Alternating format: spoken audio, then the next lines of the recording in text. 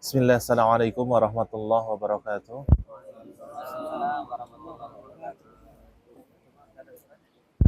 Alhamdulillahi rabbil alamin. Wa bihi nasta'in ala umuri dunya waddin. Wassalatu wassalamu ala nabiyyina Muhammadin wa ala alihi wa sahbihi ajma'in. Amma ba'd. Hadirin bapak-bapak, ibu-ibu yang semoga dimuliakan Allah Subhanahu wa ta'ala. Puji syukur marilah senantiasa kita panjatkan kehadirat Allah Subhanahu wa ta'ala atas limpahan rahmat, taufik dan hidayahnya. Dengan keadaan yang seperti ini kita masih tetap bisa berkumpul untuk sama-sama beristifadah, belajar bersama, berusaha untuk menambah wawasan dan keilmuan kita tentang agama kita, agama Islam, agar kemudian apa yang kita dapatkan di majelis ini berupa ilmu bisa kita amalkan, sehingga bisa menjadi bekal bagi kita menghadap Allah Subhanahu wa ta'ala. Amin ya rabbal alamin. Salawat dan salam semoga tetap tersurahkan kepada junjungan kita Nabi Agung Muhammad sallallahu alaihi wasallam. Beliau suri tauladan kita, seorang rasul yang diutus oleh Allah Subhanahu wa ta'ala untuk sebuah tanggung jawab menyampaikan risalah, yang mana beliau ketika menyampaikan tanggung jawab risalah tersebut sangat totalitas. Beliau mengerahkan seluruh apa yang beliau miliki, mulai dari harta, jiwa, waktu, dan seluruh yang beliau miliki beliau korbankan untuk melaksanakan tugas yang mulia, yaitu menyampaikan risalah Islam kepada umat beliau, kita semua. Sehingga tidak ada kiranya cara yang lebih layak dan lebih pantas untuk merespon usaha beliau ini, untuk menjawab dakwah beliau ini, melainkan dengan mengamalkan dan mengikuti ajaran beliau dengan sungguh-sungguh. Hadirin bapak-bapak, ibu-ibu yang semoga dimuliakan Allah Subhanahu wa ta'ala. Tema kita pada kesempatan yang istimewa ini apa kira-kira? Kita akan membahas tentang teman. Apa? Teman. Teman, sahabat, dan yang lainnya. Ada sebuah hadis dari sahabat. Jadi Pak, Bu, berbicara tentang teman, sahabat, atau kata-kata yang bermakna semisal, itu ada sebuah hadis yang cukup bagus mengenai hal ini. Hadis ini diriwayatkan oleh sahabat Abu Hurairah radhiyallahu ta'ala anhu dan diriwayatkan oleh Al-Imam Muslim rahimahullahu ta'ala, bahwasanya Nabi Muhammad SAW pernah bersabda, al-arwahu junudun mujannadah. Al-arwahu junudun mujannadah. Pernah dengar?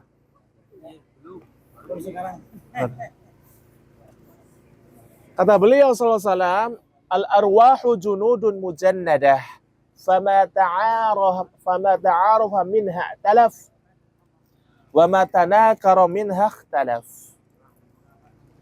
Arwah, ruh, itu bagaikan tentara yang berkelompok, tentara yang berkumpul. Apa maksudnya? Fama ta'arafa minha talaf, wa ma tanakara minha ikhtalaf.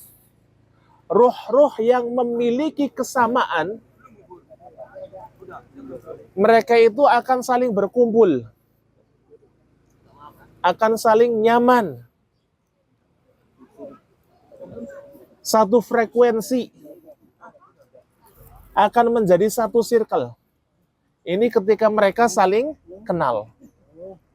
Wa ma tanakara. Adapun ruh-ruh yang mereka itu tidak saling kenal, tidak memiliki kesamaan, maka mereka akan ikhtalaf, berpisah. Maksudnya apa?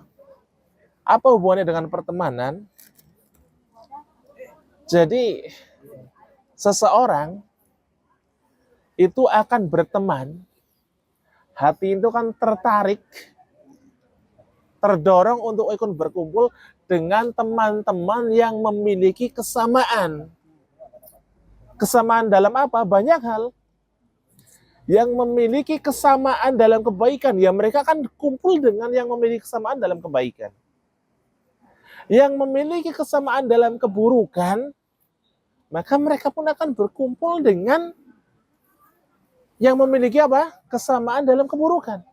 Nggak mungkin orang yang senang dengan kebaikan ngumpulnya dengan orang yang senang dengan keburukan. Ini namanya tanakur. Tidak saling mengenal. Yang satu kenalnya kebaikan, yang satu kenalnya keburukan. Nggak mungkin ngumpul. Sehingga dari sini bapak-bapak, ibu-ibu yang semoga dimuliakan Allah Subhanahu wa Ta'ala, ini bisa menjadi salah satu tolak ukur diri kita itu seperti apa sih? Lihat kemana kita sering kumpul. Lihat dengan siapa kita berteman. Lihat dengan siapa kita nyaman.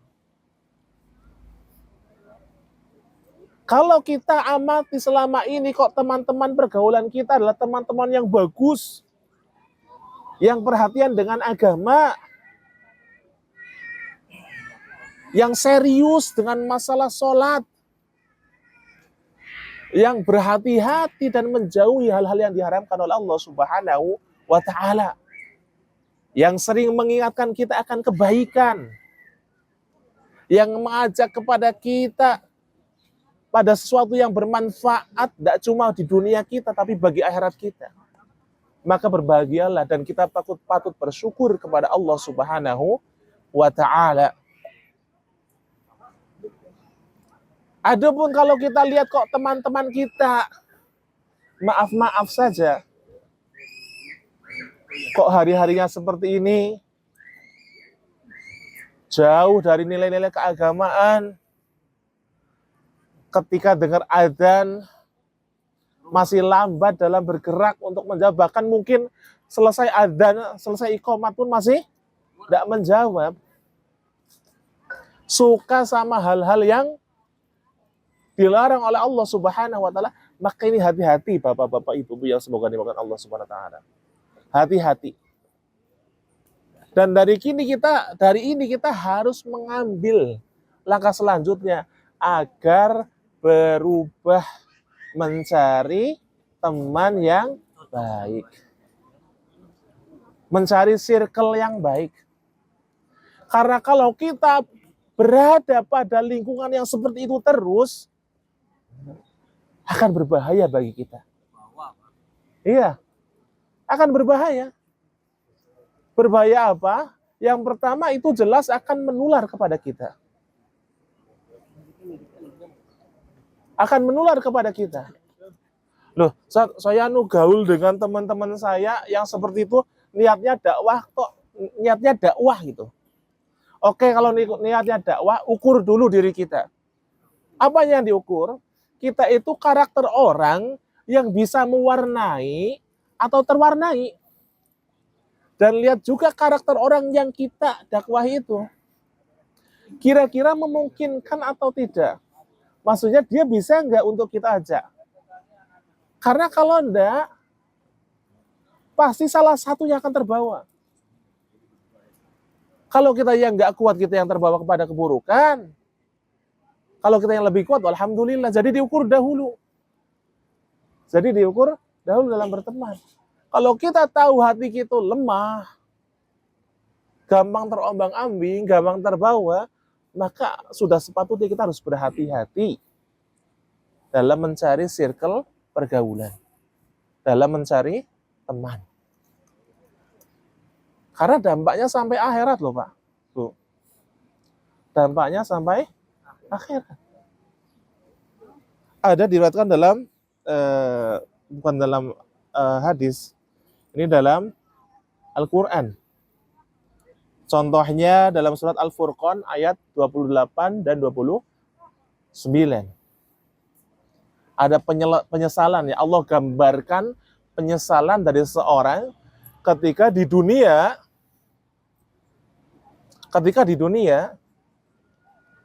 salah dalam mengambil teman. Itu dampaknya sampai ke akhirat. Nyesel dia. Pertanyaannya gini, kalau nyesel di akhirat itu masih berguna enggak? Enggak. Kalau kita masih diberi rasa penyesalan di dunia, alhamdulillah tuh, kita masih berubah.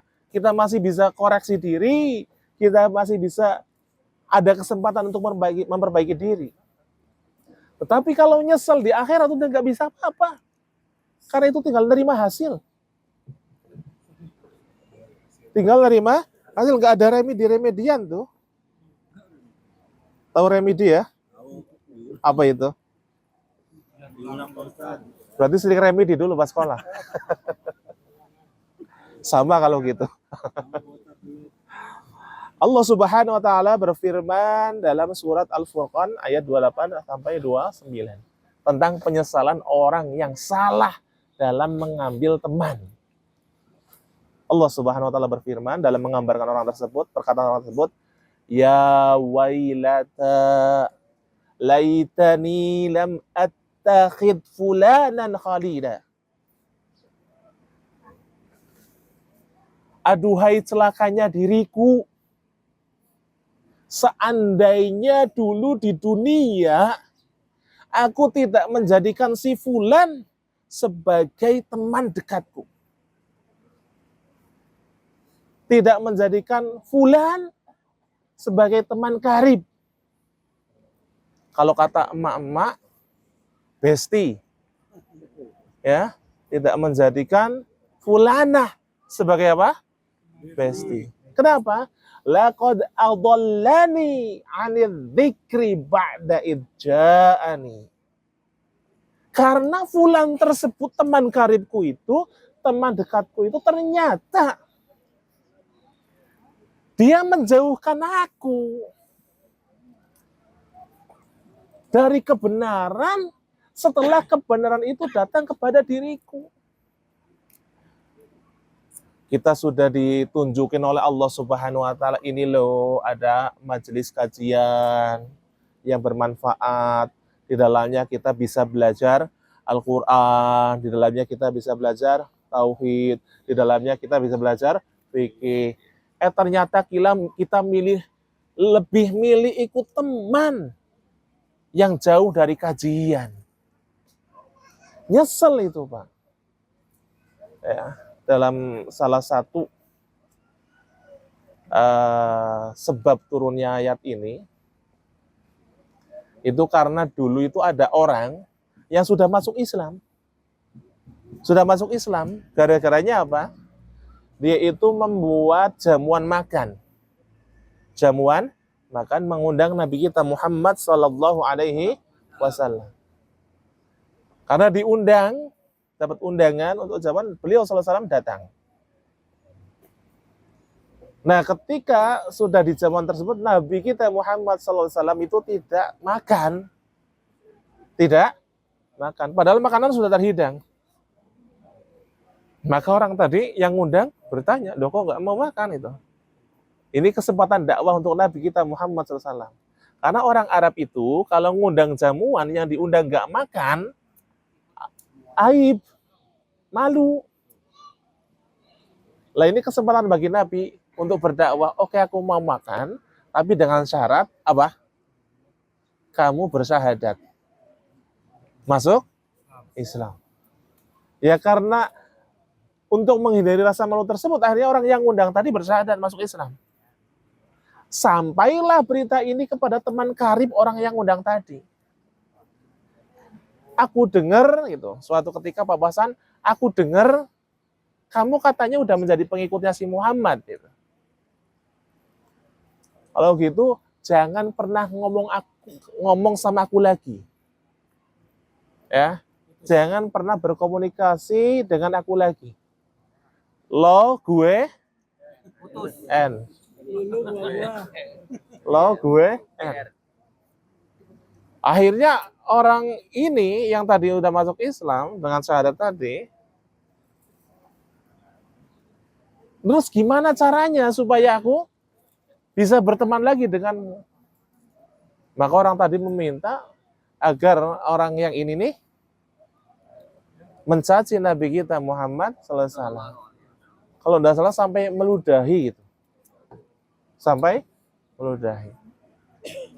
Dan dia keluar dari Islam dengan perbuatan tersebut, akhirnya jadilah itu penyesalan di akhirat.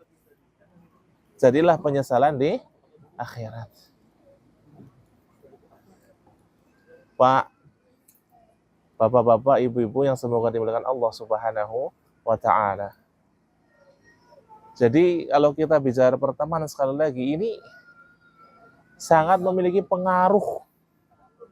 Kita katakan sangat memiliki pengaruh bagi kita. Bukan hanya di dunia, tapi juga di akhirat. Itu salah satu potret dampak dari pertemanan yang salah di akhirat. Loh, adakah pertemanan yang bermanfaat di akhirat? Ya ada. Itu pertemanan yang dibangun di atas apa? Ketakwaan. Yang dengan ketakwaan tersebut menjadikan pertemanan itu sehat.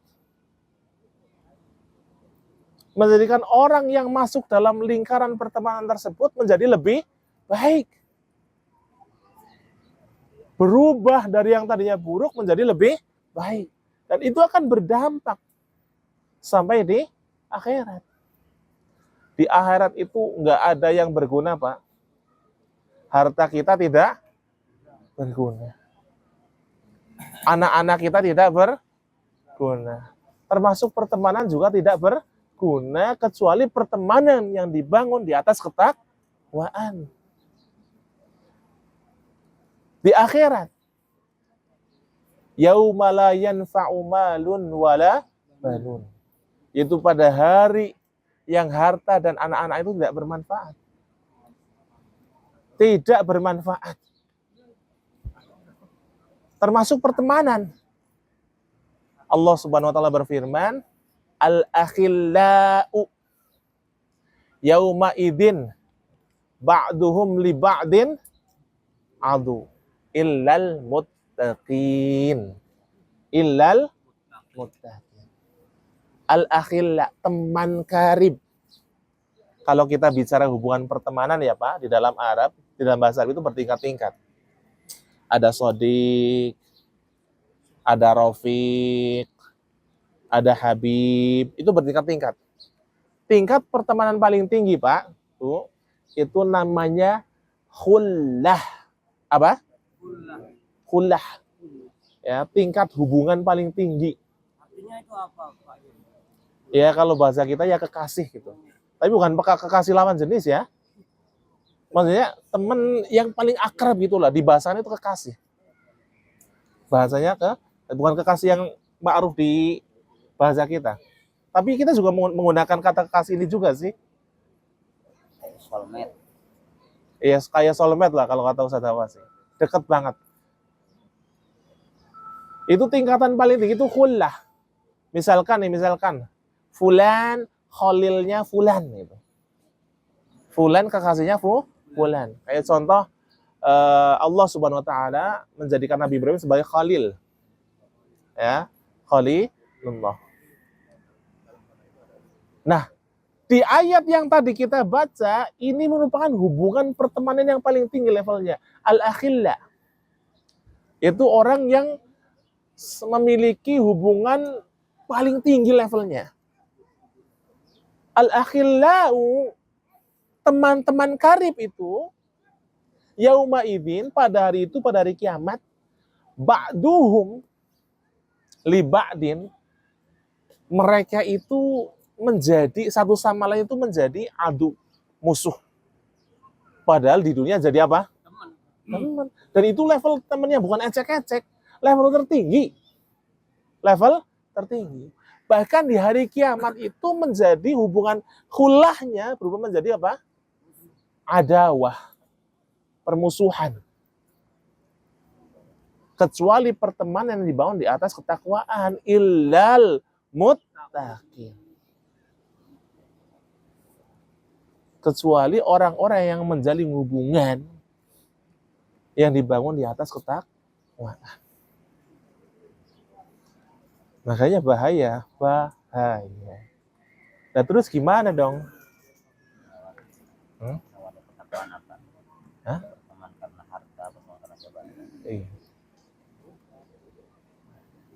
Jadi sekali lagi bahaya.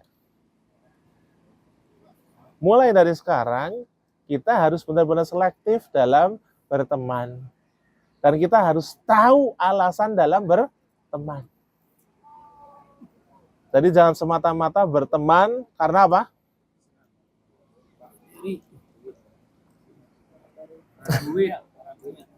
Karena dunia. Kalau kita bicara dunia berarti bicara apa? Harta, tahta, kurma. Kurma apa wanita? Harta, kedudukan. Jangan sampai itu jadikan alasan bagi kita. Lah, aku nggak mau berteman sama fulan lah. Kenapa dia nggak punya kedudukan di tengah masyarakat? Aku nggak bisa dapat benefit dari pertemanan ini gitu. Padahal fulan yang nggak punya kedudukan tersebut adalah orang yang soleh. Orang yang berilmu. Jadi barometer pertemanannya harus diperbaiki. Barometer pertemanannya harus diperbaiki. Terus seperti apa cara kita berteman? Cara kita mencari orang yang bisa dijadikan untuk apa? Membantu kita dalam memperbaiki akhirat kita atau sebagai teman. Kita bisa menyimak hadis yang diriwayatkan oleh sahabat Abu Musa Al-Asy'ari radhiyallahu taala anhu. Nabi kita Muhammad SAW pernah bersabda, "Innama masalul jalisi as-salih kahamilil misk wa masalu al-jalisi su kanafihil kir." Ini karakter teman yang bisa kita jadikan sebagai teman baik. Perumpamaan teman yang baik itu seperti penjual minyak wangi. Penjual minyak wangi. Dan perumpamaan teman yang buruk itu seperti pandai besi. Kalau dulu itu pandai besi itu ada yang bagian ini nih. Bagian pompa. Pompa apinya. Nafikhil kir, peniup api di pandai besi. Jadi teman yang baik perumpamannya apa? Penjual minyak. Penjual minyak. Kalau teman yang buruk seperti pandai besi. Terus apa hubungannya? Kalau penjual minyak wangi, Pak, kita itu punya 3 kemungkinan. Dan semuanya itu terkait dengan kebaikan. Kemungkinan yang pertama adalah imma an yahdiyaka. Ini kemungkinan yang pertama. Kemungkinan yang kedua, wa imma an tabta'a minhu. Kemungkinan yang ketiga, wa imma an tajida minhu rihan atau raihatan thayyibah. Jadi karakter teman yang bisa kita jadikan teman adalah pertama, teman yang bisa kita mendapatkan kebaikan secara gratis. Secara gratis.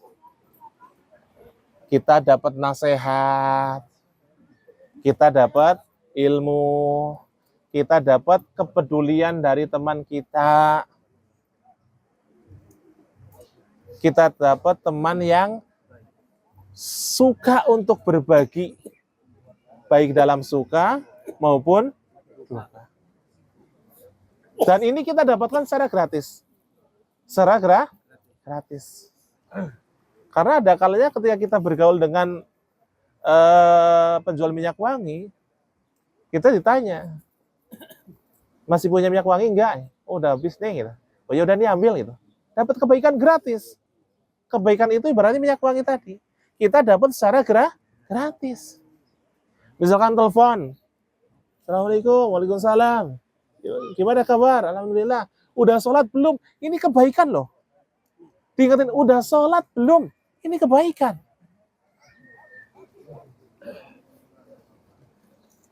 Jadi, kebaikan itu, Pak, jangan melulu kita ukur dengan apa?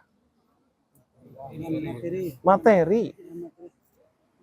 Yang sering kan dari kita itu menjadikan tolak ukur kebaikan itu apa? Materi. Ada nggak yang berpikir kayak tadi diingetin untuk sholat, diajak ke kajian gitu kan? Misalkan, besok hari Jumat ada acara enggak? Oh, enggak ada ya. Oh yaudah ikut kajian. Ini Masya Allah banget loh. Masya Allah banget. Daripada sekedar kita dapat pinjaman duit 100 rial. Atau dikasih 20 atau 50 rial. Itu lebih baik yang tadi. Nah kita sudah belum pola pikir yang seperti itu. Jadi kita bisa mendapatkan kebaikan itu secara gratis. Ini kemungkinan yang pertama dari karakter teman yang baik. Kemungkinan yang kedua, wa imma an tabta'a minhu. Kita bisa mendapatkan kebaikan, tapi kita memberikan timbal balik. Kayak kita dapat parfum dari teman kita yang penjual parfum tadi, tapi kita parfumnya apa? Beli. Misalkan nih, kita punya teman ya. Tanya, kamu bisa baca Quran ya? Oh bisa ya. Boleh dong aku belajar. Nanti tak bayar itu. Tidak apa-apa. Itu kebaikan. Kalau kita bisa untuk membayar, bayar. Bayar. Karena untuk kebaikan tidak masalah, bayar. Ya. Ini juga yang perlu diperbaiki dari mindset kita, Pak. Kalau kita bicara agama, pengennya yang apa? Gratis. Surganya gratis. Kalau bicara dunia, kita pengennya apa? Bayar. Yang mahal. Yang mahal, berbayar. Ada ustadz ngisi kajian ya. Ini bukan ustadz apa yang dibayar ya.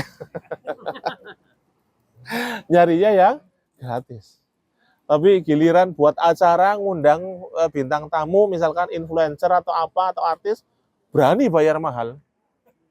Tapi untuk ustadz yang bicaranya adalah perkara-perkara akhirat, yang kaitannya surga dan neraka, makasih ya Pak Ustadz, gitu. Ini ada sedikit bawaan cangkingan gitu.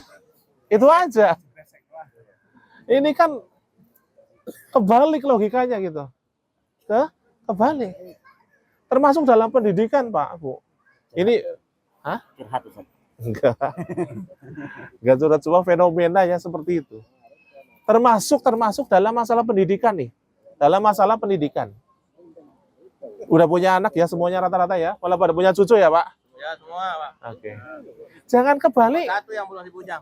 Mana bujangnya? Itu yang berdiri Pak. Emang iya. Iya. Minta maaf aja. Jadi gini, kalau kita dalam masalah pendidikan harus proporsional. Proporsional gimana? Dalam masalah agama, raihlah yang setinggi-tingginya. Kalau dalam masalah dunia, secukupnya. Jangan dibalik. Kalau kita mungkin ya sudah nggak pendidikan ya. Mungkin untuk anak-anak kita. Untuk anak-anak kita, wow, pendidikan kudu kuliah. Harus sampai kuliah. Dalam masalah keagamaan apa? Oh, wis ikro 6 toh. Udah selesai ikro 6, ya udahlah cukup TPA aja. Kebalik. Harusnya dalam masalah pendidikan agama itu yang tinggi. Dipondokin itu. Sampai yang lama dikuliahin dalam jurusan keagamaan. Kalau masalah dunia ya, yang kiranya bisa memenuhi kebutuhan dunianya saya jangan kebalik. Untuk pendidikan dunia sampai S1, S2, S3. Untuk pendidikan akhirat, TK. Ya, cuma belajar agama di TK aja. Selebihnya kan di SD, SMP, SMA itu kan pelajaran agama berapa? Satu pekan itu cuma 2 jam loh. Dan mencukupkan dengan itu, nggak bisa. 2 jam kebanyakan ngobrol. Ya, jadi mindset kita dalam masalah seperti ini juga harus diperbaiki. Malu kalau anak kita pendidikannya nggak tinggi, tapi dalam keagamaan tidak tahu cara sholat, biasa aja. Malu anak kita nilai matematikanya rendah, merah, tapi tidak malu ketika anaknya belum bisa baca Al-Quran. Ini kan kebalik. Harus dibenarkan yang seperti ini. Jangan sampai terjadi kepada anak keturunan kita. Kalau kita sudah terjadi kepada kita, ya sudah kita berusaha untuk memperbaiki kita ya diri kita yang sekarang, dan jangan sampai itu terjadi pada anak dan cucu kita. Dibetulkan skala prioritasnya.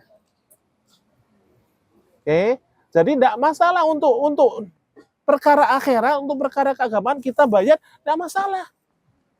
Ya, ketika ada anak kita ikut TPQ atau TPA, cucu kita ikut TPQ, TPA, ada iuran bulanan. Dikasih kartu, bayarnya berapa? 10.000. Loh, ngaji aja kok bayar padahal 10.000. Kenapa nggak gratis? Untuk ngaji bayar.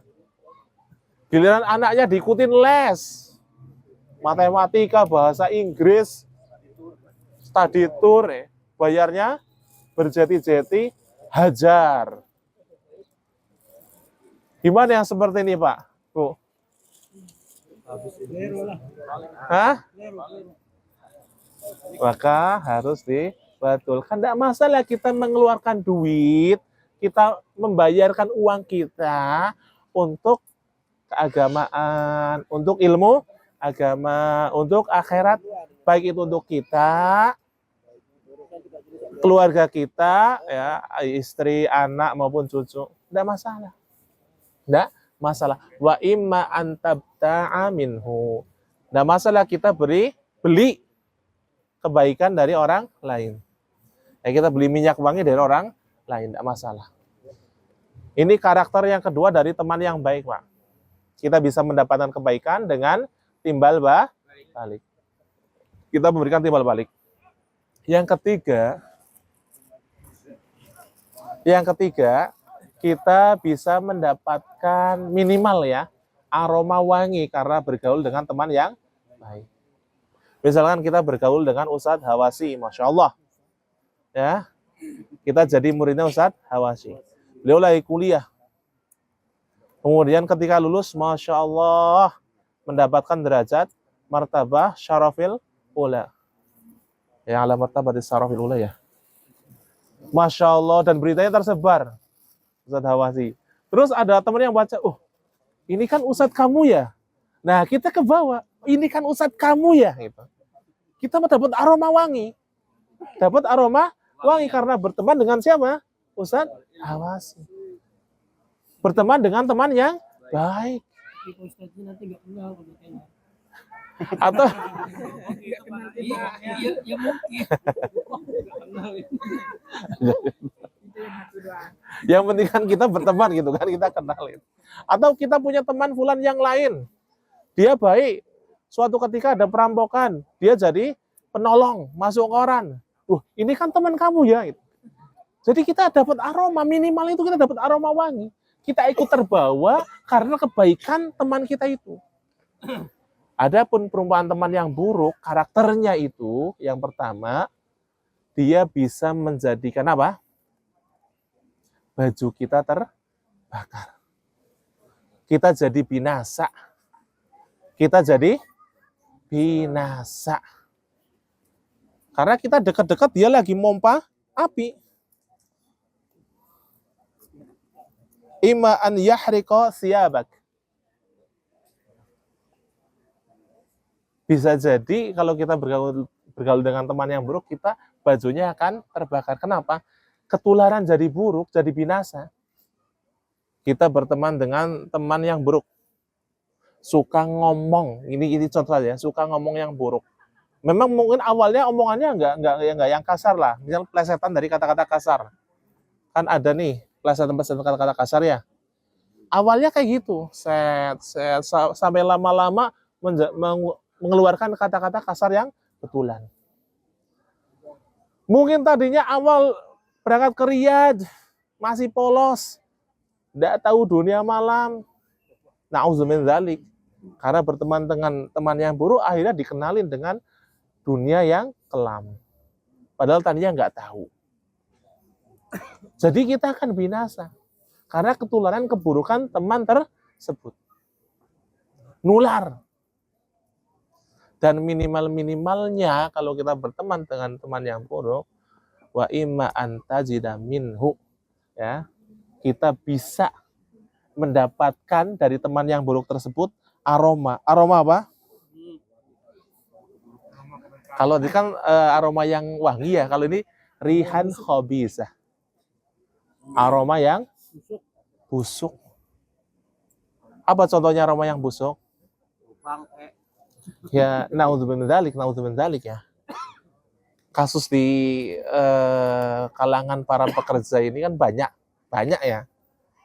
Kalau ada salah satu teman kita terjatuh dan masuk berita, nama kita ikut ke bawah nggak? Bahkan bisa jadi ikut diperiksa polisi loh. Bahkan bisa jadi ikut diperiksa polisi gara-gara satu apa? Satu circle, satu teman. Ya. Jadi kita apa? Mencium bau yang busuk. Minimal ya nama kita kesebut lah ketika keburukan teman disebut. Dan maksimal tadi kita ikut binasa. Gara-gara kita gaul, naudzubillah dzalik, dia ada kasus dengan polisi, kita ke bawah. Meskipun hanya di intro, kasih dimintai keterangan. Gara-gara berteman dengan teman yang buruk. Jadi kenalilah kebaikan-kebaikan pada orang lain, Pak. Sehingga kita bisa ngukur ini bisa nggak untuk jadikan teman. Ingat, kita hidup di dunia ini sementara untuk mengumpulkan bekal di akhirat. Dan teman adalah salah satu wasilah yang bisa menjadikan kita lebih baik untuk dunia kita dan akhirat kita, maka jangan sampai salah memilih teman. Wallahu ta'ala a'lam bishawab. Wassallallahu ala nabiyina Muhammadin wa ala alihi wa sahbihi wa baraka wa sallam. Alhamdulillah. Wassallallahu ala nabiyina Muhammadin wa ala alihi wa sahbihi wa baraka wa sallam. Assalamualaikum warahmatullahi wabarakatuh. Waalaikumsalam.